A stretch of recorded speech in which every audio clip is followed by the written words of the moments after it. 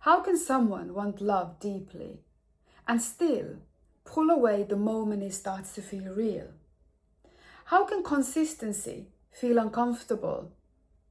How can calm feel wrong? A lot of people say something like this.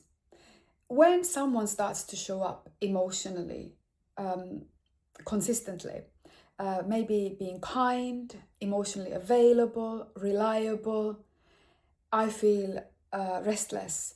I can start to feel flaws. I feel pressure. I need to pull away. And that can feel confusing. On some level, you really like this person, but something inside you starts to pull back. As a psychotherapist, I see this pattern quite often in my work, and we often call it avoidant attachment style. Someone with avoidant style can want love deeply, yet still feel very relieved when the other pulls away. And that contradiction makes this avoidant pattern easily misunderstood and difficult to get it right. So what does avoidant attachment style actually feel like? People often assume that avoidant is cold, detached, afraid of commitment, but internally it is a lot more complex than that. Many people with avoidant patterns value independence deeply. They feel overstimulated by intimacy. They might experience closeness as pressure. They want connection, but feel like needing to pull away. Feel an urge to escape when things start to get serious. So the mind might like the person, but the nervous system starts sending signals like this. This isn't safe. I need space. I need to pull away. I'm losing myself. Now, this internal mismatch can create distance even when feelings are real. Now, where does this attachment style develop? Where and when? It most often starts in early in life, often in environments where vulnerability did not feel safe. Maybe emotions were not welcomed. Maybe independence was more encouraged than closeness. Maybe you learned early on that relying on others was not reliable. So the nervous system adapted. It learned something very important. I'll handle things myself. Self-sufficiency became safety. And that independence can feel and be real strength.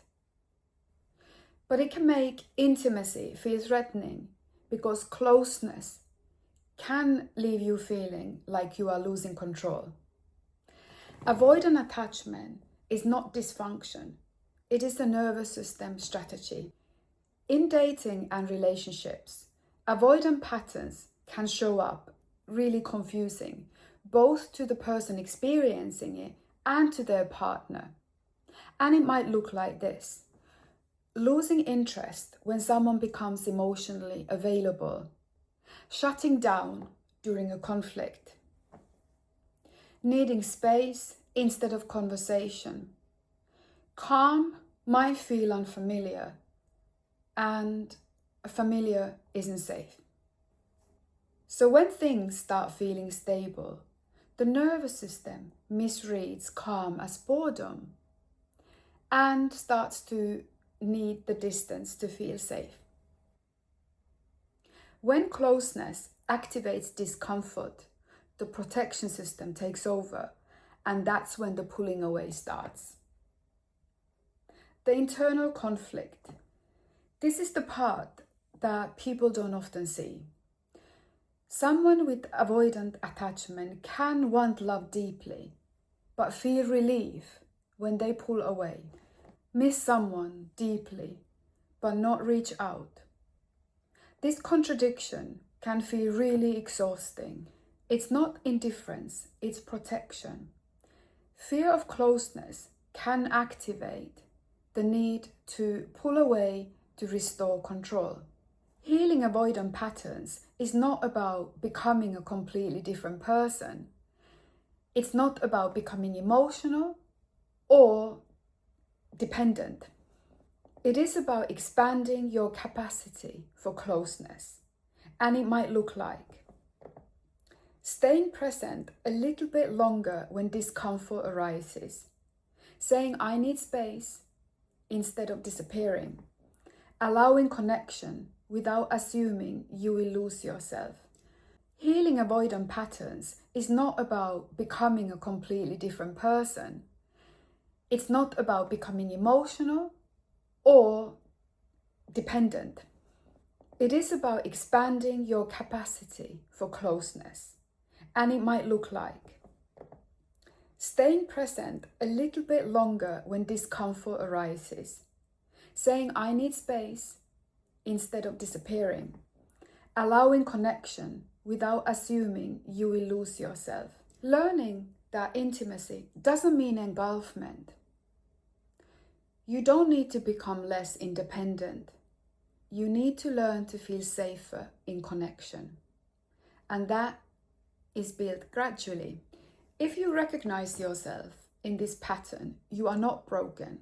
Avoidant attachment is not a flaw. It's a protective adaptation, and protective patterns can soften. With awareness, regulation, and safe relationships, closeness can start to feel less threatening and more grounding. And over time, connection can stop feeling like pressure and more like support. If this resonated with you, I'd be curious to hear. Do you need space when someone gets too close? Or do you need reassurance when you feel the other pulling away? Let me know in the comments.